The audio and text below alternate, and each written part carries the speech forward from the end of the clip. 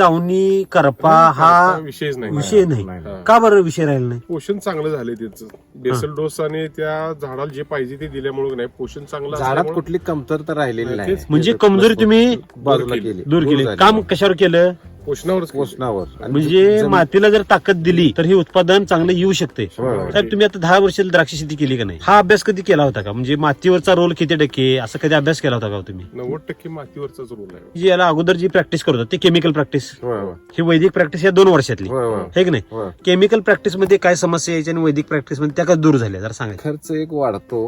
Chemical आणि मध्ये. जमिनीची हानी होते केमिकल मध्ये. हा अगदी बरोबर. याचं कसं झालंय, खर्च जरी तेवढा आला तरी जमीन आपली व्यवस्थित राहते. आणि चांगली चांगली होते म्हणजे मला. सुपीक पण होते. म्हणजे माती जिवंत ठेवून उत्पादन जर हा, काढलं हा, हा. तर पुढच्या पिढीला तुम्ही उत्पादन हो, मिळतं. चांगलं माती देऊन जाणार आहे माती द्या. है की नाही? हा. साहेब तुम्ही 10 कोटी रुपये मिळवले आणि बँकेत ठेवले आणि ती बँक जर बुडली त्या पैशाचा उपयोग आहे का? नाही. जर माती तुम्ही जिवंत ठेवली, होय. मातीत तुम्ही इन्व्हेस्टमेंट केली आणि ती माती तुम्हाला धोका देईल का हो? नाही, नाही, पुढे अजिबात पिढ्यान नाही. पिढं करतच बसायचं. तुमच्या पिढ्यान पिढ्या बसून खाईल अशी होय. माती सुपीक करून ठेवायला लागला तुम्ही. होय.